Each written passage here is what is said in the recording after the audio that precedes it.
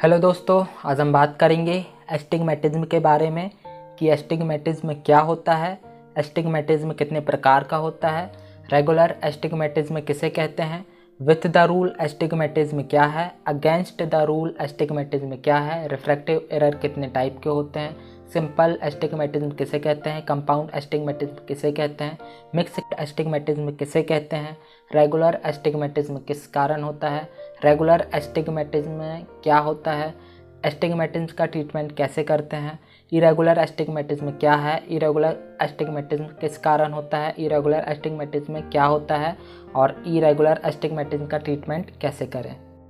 तो चलिए शुरू करते हैं। एस्टिग्मेटिज्म क्या है? एस्टिग्मेटिज्म रिफ्रैक्टिव एरर का वह टाइप है जिसमें रिफ्रैक्शन आई के विभिन्न मेरिडिया में प्रतिबिंब होता है। जब प्रकाश किरण रेज आई के रेटिना पर फोकस ना होकर आई के डिफरेंट मेरिडिया में फोकस होती है, तब इस कंडीशन को एस्टिग्मेटिज्म कहते हैं। और ये दो टाइप्स के होते हैं। ये डायग्राम में आपको दिख रहा होगा कि जो रेज है वो रेटिना के डिफरेंट मेरिडिया में फोकस हो रही है, आई के डिफरेंट मेरिडिया में फोकस हो रही है।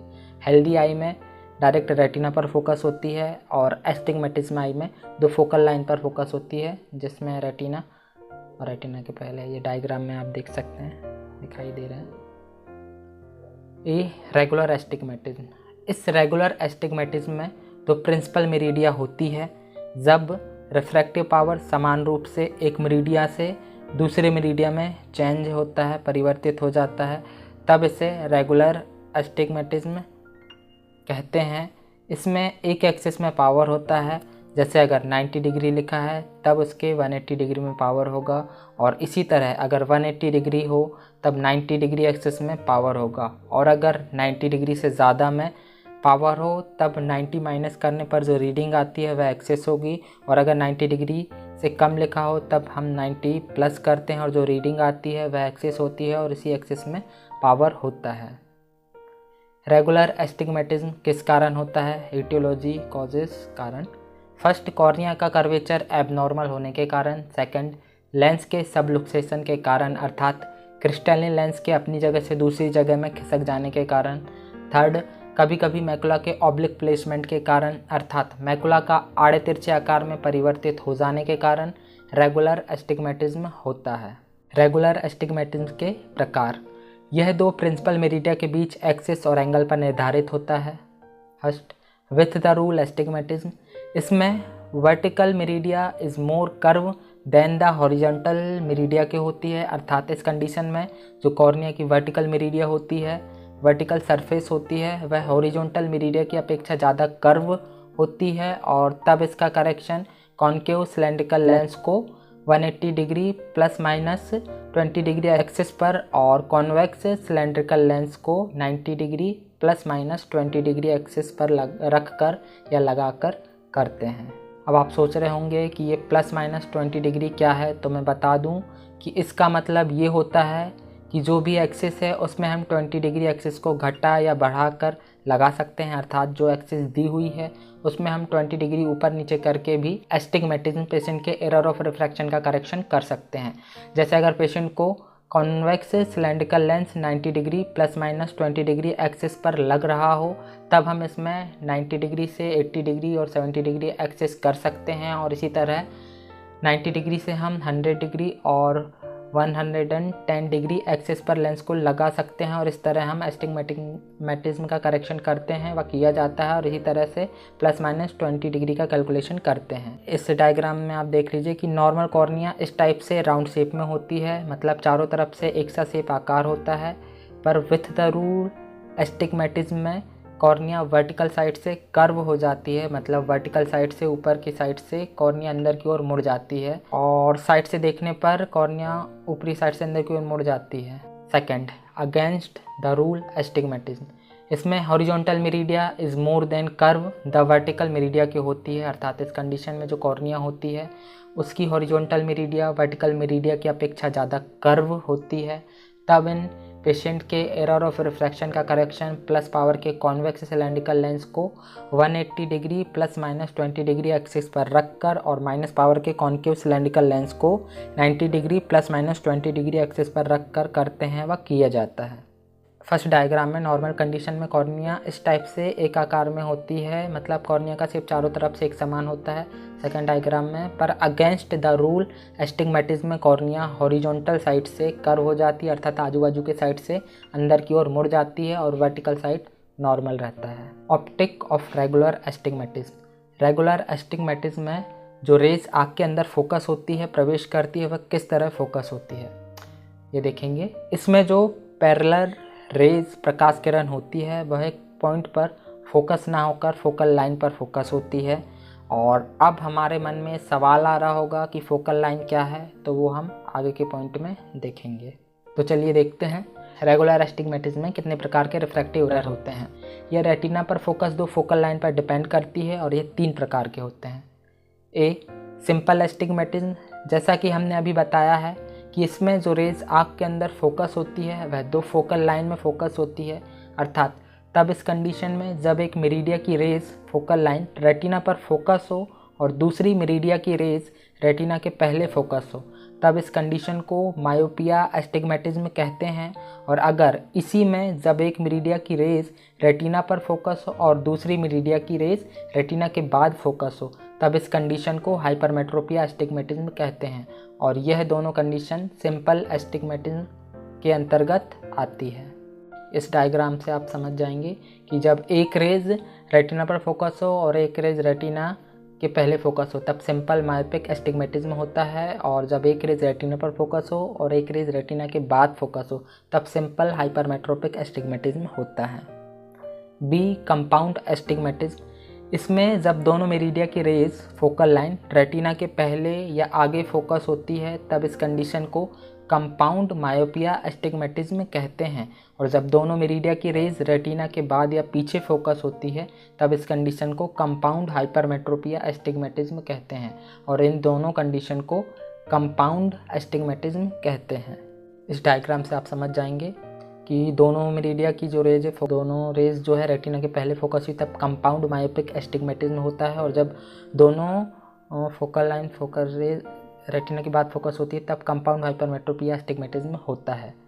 सी मिक्स एस्टिग्मेटिज्म, इसमें जब एक मेरिडिया की रेज फोकल लाइन रेटिना के पहले और दूसरी मेरिडिया की रेज फोकल लाइन रेटिना के बाद फोकस होती है तब इस कंडीशन में जो रेज रेटिना के पहले फोकस होती है वह मिक्स मायोपिया के अंतर्गत आती है, और जो दूसरी मेरिडिया की रेज रेटिना के बाद फोकस होती है वह मिक्स हाइपरमेट्रोपिया के अंतर्गत आती है। अर्थात इसमें जो 2 रेज फोकस होती है, जो 2 फोकल लाइन आँख के अंदर फोकस होती है, उसमें एक रेज रेटिना के पहले और दूसरी रेज रेटिना के बाद फोकस होती है, और तभी इस कंडीशन को मिक्स एस्टिग्मेटिज्म कहते हैं। ये डायग्राम से आप समझ गए होंगे कि एक रेज रेटिना के पहले और एक रेज रेटिना के बाद फोकस होती है, तब इस कंडीशन को मिक्स एस्टिग्मेटिज्म कहते हैं। सिम्टम्स, जो कंप्लेन पेशेंट हमको बताता है। फर्स्ट, आँखों में थकान होना और जब आँख बंद करो तब रिलीफ मिलना, तब आँखों को आराम मिलना। सेकंड, ब्लड विज़न होना, धुंधला दिखाई देना और डिफेक्टिव विज़न होना, विज़न में खराबी होना, विज़न कम होना, देखने की क्षमता कम होना।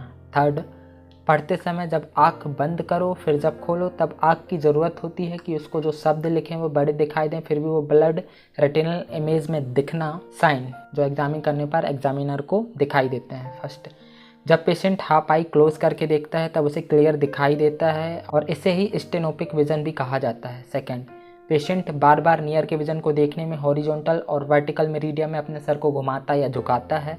थर्ड, रेटिनोस्कोपी और रिफ्रैक्टोमेट्री से दोनों मेरिडिया में अंतर दिखाई देता है। ट्रीटमेंट, उपचार, इलाज। रेगुलर एस्टिग्मेटिज्म का ट्रीटमेंट 3 तरीक़ों से कर सकते हैं। First, optical treatment. पेशेंट में एरर ऑफ रिफ्रैक्शन का करेक्शन सिलेंड्रिकल पावर के लेंस से किया जाता है। अगर पेशेंट मायोपिक एस्टिग्मेटिज्म वाला हो तो उसका करेक्शन माइनस पावर के कॉन्केव सिलेंड्रिकल लेंस द्वारा किया जाता है, और अगर पेशेंट हाइपरमेट्रोपिक एस्टिग्मेटिज्म वाला हो तब उसका करेक्शन प्लस पावर के कॉन्वेक्स सिलेंड्रिकल लेंस से करते हैं। अर्थात पेशेंट की आँख को पेशेंट को जिस पावर की ज़रूरत हो, नीड हो, उस पावर का सिलेंड्रिकल लेंस लगाकर रेगुलर एस्टिग्मेटिज्म का ट्रीटमेंट किया जाता है, वो करते हैं। Second, contact lens. Cylindrical power के कॉन्टैक्ट लेंस द्वारा, जिसको हम टोरिक लेंस भी बोलते हैं, रेगुलर एस्टिग्मेटिज्म का ट्रीटमेंट किया जाता है। और हमेशा ऐसा देखा गया है कि एस्टिग्मेटिज्म का सही ट्रीटमेंट सर्जरी द्वारा सक्सेस नहीं हो पाता, इसलिए कॉन्टैक्ट लेंस द्वारा ही एस्टिग्मेटिज्म का सही व परफेक्ट ट्रीटमेंट होता है। वह कॉन्टैक्ट लेंस द्वारा ही एस्टिग्मेटिज्म का परफेक्ट ट्रीटमेंट किया जाता है। थर्ड, सर्जरी द्वारा कॉर्निया का कर्वेचर ठीक करके भी रेगुलर एस्टिग्मेटिज्म का ट्रीटमेंट किया जाता है। B, irregular astigmatism. इस कंडीशन में कॉर्निया की हर एक्सिस में अलग अलग पावर होता है, क्योंकि इसमें कॉर्निया की सरफेस ऊपर नीचे हो जाती है, जिसके कारण हर एक्सिस में अलग अलग पावर होता है, इसलिए इसे इरेगुलर एस्टिग्मेटिज्म कहते हैं। यह केरेटोकोनस में होता है और यह पेनेट्रेटिंग केरेटोप्लास्टी के बाद होता है, अर्थात जिन पेशेंट में केरेटोकोनस डिसीज़ होती है उसके ट्रीटमेंट के चलते कॉर्निया में कई एक्सिस बन जाती है, जिसमें हर एक्सिस में अलग अलग पावर बन जाते हैं, जिसके चलते इरेगुलर एस्टिग्मेटिज्म होता है। केरेटोप्लास्टी अर्थात कॉर्निया ट्रांसप्लांट करना, ओल्ड कॉर्निया को सर्जरी द्वारा हटाकर न्यू डोनेट कॉर्निया को लगाना ही केरेटोप्लास्टी कहलाता है। व इसके चलते भी चूँकि कॉर्निया ट्रांसप्लांट सर्जरी आसान नहीं होती, अर्थात केरेटोप्लास्टी हमेशा सक्सेस नहीं होती, किसी को सूट कर जाती है और किसी को नहीं, इसलिए इसके कारण भी इरेगुलर एस्टिग्मेटिज्म होता है। इटियोलॉजी, कारण किस कारण होता है? फर्स्ट, यह कॉर्निया में स्कार हो जाने के कारण होता है। स्कार मतलब खुरदुरापन हो जाने के कारण होता है। सेकंड, यह केरेटोकोनस डिसीज़ के कारण होता है। केरेटोकोनस अर्थात कॉर्निया का साइज बीच से उभर जाना, बीच से नोक के जैसे उठ जाना, या आपने पहाड़ और पर्वत तो देखे होंगे वे कैसे बीच से उठे होते हैं, बस उसी तरह से कॉर्निया का शेप या आकार हो जाता है, जिसके कारण कॉर्निया की इस कंडीशन को केरेटोकोनस कहते हैं। इस डायग्राम में आपको दिखाई दे रहा होगा कि नॉर्मल कॉर्निया नॉर्मल शेप में होती है, पर केरेटोकोनस वाली कॉर्निया सेंटर से उठी हुई दिखाई देती है। थर्ड, यह क्रिस्टलिन लेंस का रिफ्रैक्टिव इंडेक्स में परिवर्तन होने के कारण होता है, अर्थात लेंस का शेप बदलने के कारण होता है। नॉर्मल व्यक्ति में जो आँख के अंदर का रिफ्रैक्टिव इंडेक्स होता है वह नॉर्मल होता है, जिससे जो रेज आँख के अंदर जाती है वह सीधे रेटिना पर फोकस होकर इमेज बनाती है, पर यह इरेगुलर एस्टिग्मेटिज्म कॉर्निया के शेप में परिवर्तन होने के कारण होता है, और यह इरेगुलर एस्टिग्मेटिज्म कैटरेक्ट पेशेंट में बहुत कम होता है। सिम्टम्स जो कंप्लेन पेशेंट हमको बताता है। फर्स्ट, डिफेक्टिव विज़न हो जाता है, अर्थात किसी भी वस्तु को देखने पर वह धुंधली दिखाई देना या फिर साफ व क्लियर वस्तु ना दिखाई देना, मतलब विज़न ब्लर्ड होना डिफेक्टिव विज़न कहलाता है।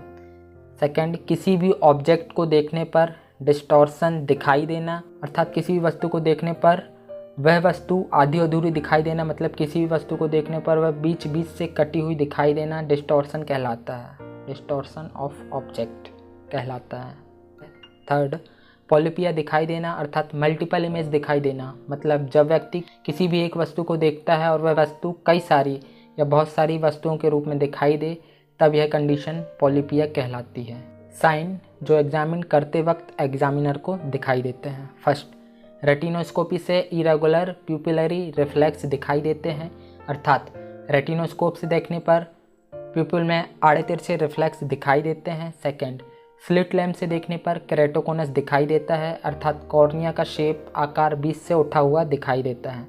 थर्ड, प्लासिडो डिस्क टेस्ट से डिस्टॉर्टेड सर्कल दिखाई देते हैं, अर्थात प्लासिडो डिस्क इंस्ट्रूमेंट से चेक करने पर टेस्ट करने पर कॉर्निया में डिस्टॉर्टेड सर्कल मतलब टूटे हुए रिंग या टूटे हुए गोले दिखाई देते हैं।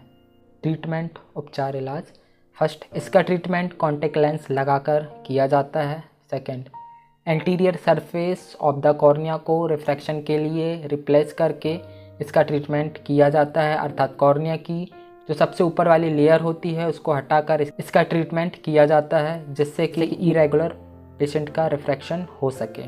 थर्ड, फोटोथेरापेटिक केरेटेक्टोमी करके, अर्थात जैसे ग्रीन लेजर होती है, एंडी याग लेजर होती है, उसी तरह से केरेटोकोनस के ट्रीटमेंट के लिए भी एक लेज़र क्रिया होती है जिसे फोटोथेरापेटिक केरेटेक्टोमी कहते हैं, जिसके द्वारा भी इरेगुलर एस्टिग्मेटिज्म का ट्रीटमेंट किया जाता है। फोर्थ, सर्जिकल ट्रीटमेंट में सर्जरी करके, पेनेट्रेटिंग केरेटोप्लास्टी करके और डीप एंटीरियर लेमेलर केरेटोप्लास्टी जिसको शॉर्ट में डाल्क कहते हैं करके इरेगुलर एस्टिग्मेटिज्म का ट्रीटमेंट किया जाता है। अब जाते जाते एस्टिग्मेटिज्म को शॉर्ट में समझ लेते हैं कि एस्टिग्मेटिज्म क्या होता है। एस्टिग्मेटिज्म कॉर्निया में होने वाली एबनॉर्मलिटीज़ को कहते हैं, अर्थात जब हमारे आँख के अंदर जो कॉर्निया का कर्वेचर और लेंस का शेप होता है वह चेंज हो जाता है, बदल जाता है। मतलब कॉर्निया के कर्वेचर और लेंस का शेप चेंज होने के कारण जो व्यक्ति के आँख के अंदर रेज जाती है वह सीधे रेटिना पर फोकस ना होकर आँख के विभिन्न डिफरेंट मेरिडियम में फोकस होती है। और एस्टिग्मेटिज्म में जो रेज आँख के अंदर फोकस होती है वह दो फोकल लाइन के रूप में फोकस होती है, जिसमें एक रेज रेटिना के पहले और दूसरी रेज रेटिना के बाद, या एक रेटिना पर और दूसरी रेटिना के पहले, या एक रेटिना पर और दूसरी रेटिना के बाद फोकस होती है। अर्थात जो रेज आँख के अंदर तो फोकस होती है पर कॉर्निया के कर्वेचर और क्रिस्टलिन लेंस के शेप बदलने के कारण रेटिना पर फोकस ना होकर विभिन्न मेरिडियम में फोकस होती है, तब पेशेंट का विज़न क्लियर व साफ़ नहीं होता, मतलब उसे साफ दिखाई नहीं देता और उससे काफ़ी सारी समस्याएं होती है, जैसे सिर दर्द होना, धुंधला दिखना, सिर में भारीपन, आधी आंख बंद करके देखना और सिर को आड़ा तिरछा घुमाकर किसी वस्तु को देखना जैसी इत्यादि समस्याएं होती है। नॉर्मल व्यक्ति में जिसको एस्टिग्मेटिज्म नहीं होता, उनमें जो आँख के अंदर रेस फोकस होती है वह रेस सीधे रेटिना पर फोकस होती है और इमेज बनाती है, जिससे वह व्यक्ति जिस वस्तु को देखता है वह वस्तु उसे एकदम साफ व क्लियर दिखाई देती है। पर एस्टिग्मेटिज्म वाले पेशेंट में जो रेज है वह आँख के अंदर जाती तो है पर वह रेटिना पर फोकस ना होकर रेटिना के पहले या बाद में फोकस होती है, मतलब डिफरेंट मेरिडियम में फोकस होती है, जिसके चलते पेशेंट को जो इमेज है, जो वस्तु है वह साफ व क्लियर नहीं दिखाई देती, वस्तु धुंधली दिखाई देती है या फिर बीच बीच से टूटी हुई दिखाई देती है। ब्लड विजन या डिस्टॉर्टेड विजन जैसी इत्यादि समस्याएं होती हैं।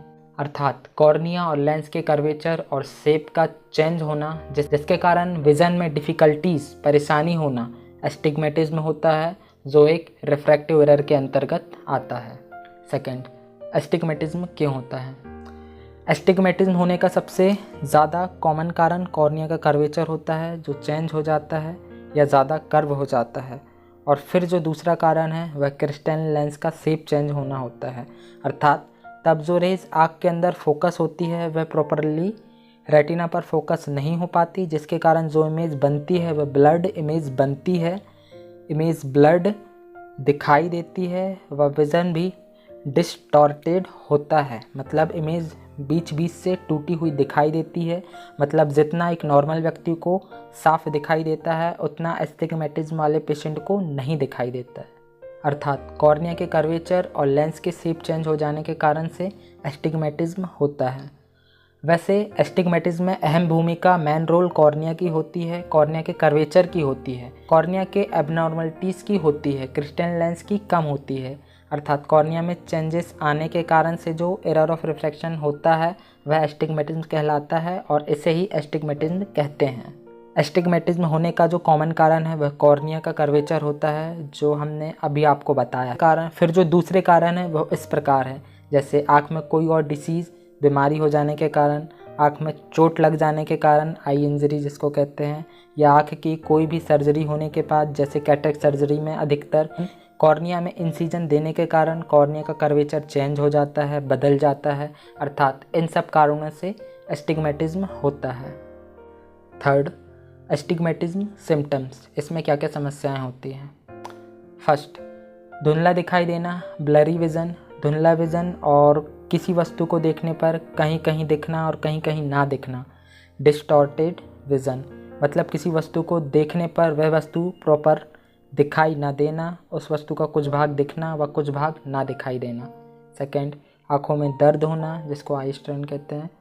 थर्ड, सिर में दर्द होना जिसको हेडेक कहते हैं। फोर्थ, किसी वस्तु को क्लियर साफ देखने के लिए आँख छोटी करके देखना। फिफ्थ, आँख में अजीब सा डिस्कम्फर्ट फील करना, महसूस करना, आई डिस्कम्फर्ट होना किसी भी लाइट को देखने पर, या नाइट में सफ़र करते वक्त सामने वाली गाड़ियों की लाइट आँखों में चुभना व आँखों में चकाचौंधनी दिखाई देना। एस्टिग्मेटिज्म डायग्नोज, एस्टिग्मेटिज्म को कैसे पहचानते हैं? फर्स्ट, ऑटो रिफ्रैक्टोमीटर से। ऑटो रिफ्रैक्टोमीटर से अर्थात AR से हमें सिलेंडर पावर की रीडिंग दिखाई देती है, और जो सिलेंडर पावर होता है वो कॉर्निया के कर्वेचर के लिए होता है, और AR से कॉर्निया के कर्वेचर की रीडिंग भी ली जाती है। और तब अगर हमें AR में सिलेंडर पावर की रीडिंग दिखाई दे तब यह रीडिंग कॉर्निया के एरर ऑफ रिफ्रैक्शन की अप्रॉक्स करेक्शन रीडिंग होती है, जिसको हम ट्रायल सेट में रखे सिलेंडर पावर के लेंस से एक्यूरेट करेक्शन करके एस्टिग्मेटिज्म को करेक्ट करते हैं। और इस तरह से भी हम ऑटो रिफ्रैक्टरोमीटर से एस्टिग्मेटिज्म को पहचानते हैं। सेकंड, केरेटोमीटर या टोपोग्राफर से। केरेटोमीटर या टोपोग्राफर से हम कॉर्निया कितनी कर्व है ये देखते हैं और उसकी कर्वनेस नॉर्मल कॉर्निया की तरह है या ज़्यादा कर्व है ये मेज़र करते हैं। अगर कॉर्निया नॉर्मल है तो ठीक है, पर अगर एबनॉर्मल हो या है और ज़्यादा कर्व हो तो पेशेंट एस्टिग्मेटिज्म होगा। थर्ड, फोरोप्टर से। इसमें हम पेशेंट को लेंस लगाते जाते हैं और किस लेंस में ज़्यादा क्लियर और साफ़ दिखाई दे रहा है ये चेक करते हैं। और अगर सिलेंडर पावर के लेंस से पेशेंट का विज़न साफ दिखाई दिया तब पेशेंट एस्टिग्मेटिज्म होगा। और इस तरह से भी हम एस्टिग्मेटिज्म का पता फोरोप्टर से लगाते हैं या लगा सकते हैं। फोर्थ, एस्टिग्मेटिज्म ट्रीटमेंट उपचार इलाज। फर्स्ट, ऑप्टिकल द्वारा, चश्मे द्वारा। एस्टिग्मेटिज्म का ट्रीटमेंट सिलेंड्रिकल पावर के लेंस से करते हैं और पेशेंट की आँख को जितने डायप्टर या पावर के सिलेंड्रिकल लेंस की आवश्यकता हो, नीड हो, उतने पावर का सिलेंड्रिकल लेंस लगाकर और पेशेंट को जिस भी एक्सिस में क्लियर दिखाई देता है, मतलब जहाँ पर जिस एक्सिस पर पेशेंट के सिलेंड्रिकल पावर की एक्सिस 0 हो जाए, शून्य हो जाए, उस एक्सिस पर सिलेंड्रिकल पावर का लेंस लगाकर एस्टिग्मेटिज्म का ट्रीटमेंट करते हैं। सेकंड, कॉन्टैक्ट लेंस द्वारा। वैसे तो पेशेंट को अगर कम पावर का रिफ्रैक्टिव एरर हो, मतलब एरर ऑफ रिफ्रैक्शन कम हो और इसका करेक्शन कम पावर के सिलेंड्रिकल लेंस से हो जाए, तब सिलेंड्रिकल पावर का लेंस लगाकर ही एस्टिग्मेटिज्म का करेक्शन या ट्रीटमेंट करना चाहिए। पर अगर ज़्यादा एस्टिग्मेटिज्म हो, मतलब ज़्यादा पावर के सिलेंड्रिकल लेंस की आवश्यकता हो, तब तो पेशेंट का सही करेक्शन या ट्रीटमेंट कॉन्टैक्ट लेंस द्वारा ही होता है, व किया जाता है, व करना चाहिए। थर्ड, सर्जरी या ऑपरेशन द्वारा।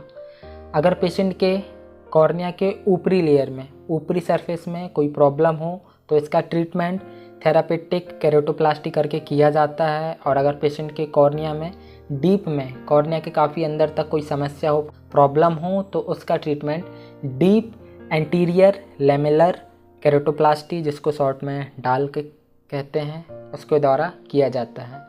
अर्थात कॉर्निया की थेरेपी करके, सिकाई करके या फिर किसी हेल्दी डोनर कॉर्निया से डैमेज कॉर्निया का रिप्लेसमेंट करके केरेटोप्लास्टी सर्जरी करके भी इसका ट्रीटमेंट किया जाता है। वैसे तो अधिकतम एस्टिग्मेटिज्म केसेस का ट्रीटमेंट ग्लासेस और कॉन्टैक्ट लेंस द्वारा किया जाता है, पर अगर इसके बाद भी पेशेंट का विज़न क्लियर ना हो, पेशेंट को साफ दिखाई ना दे, तब पेशेंट को एस्टिग्मेटिज्म के ट्रीटमेंट के लिए सर्जरी करवानी चाहिए, जैसे लेसिक लेजर और PRK करवाकर एस्टिग्मेटिज्म का ट्रीटमेंट करवाना चाहिए। वह इसी तरह से एस्टिग्मेटिज्म का ट्रीटमेंट करते हैं। और जाते जाते आपको एक बात और बता दूं कि मुझे लगता है जिनको नहीं पता होगा और शायद आपके मन में सवाल ज़रूर आया होगा कि कॉर्निया के बारे में वीडियो तो देखा, पर केरेटोप्लास्टी क्या होता है ये समझ में नहीं आया, तो उनको मैं ये बता दूं कि केरेटोप्लास्टी कॉर्निया की सर्जरी को कहते हैं, जिसमें कॉर्निया का जितना भाग, जितनी लेयर ख़राब हो गई है, उसे किसी हेल्दी डोनर कॉर्निया से सर्जरी द्वारा रिप्लेस करना, अर्थात पुरानी डैमेज कॉर्निया का ऑपरेशन करके, सर्जरी करके नई कॉर्निया को लगाना ही केरेटोप्लास्टी कहलाता है। मतलब कॉर्निया का ट्रांसप्लांट करना ही केरेटोप्लास्टी कहलाता है, व इसे ही केरेटोप्लास्टी कहते हैं। तो हम आशा करते हैं आपको वीडियो पसंद आई होगी। अगर आई होगी तो प्लीज़ इस वीडियो को ज़्यादा से ज़्यादा शेयर कर दो, वीडियो को लाइक कर दो, और अगर आप इस चैनल पर नए हैं तो चैनल को सब्सक्राइब कर दो। और अगर आपको हमारी वीडियो अच्छी लगी तो प्लीज़ चैनल को लाइक, सब्सक्राइब, कमेंट और शेयर ज़रूर कीजिएगा। और अगर आप ऑप्थेल्मोलॉजी को और अधिक हिंदी में जानना और पढ़ना चाहते हैं तो ऑप्थेल्मिक असिस्टेंट नोट्स इन हिंदी बुक को फ्लिपकार्ट, अमेजॉन, शॉपक्लूज और ब्लू रोड बुक स्टोर से आज ही ऑनलाइन ऑर्डर करें, मंगवाएं और अपने ऑप्थेल्मोलॉजी नॉलेज को बढ़ाएं। Thank you.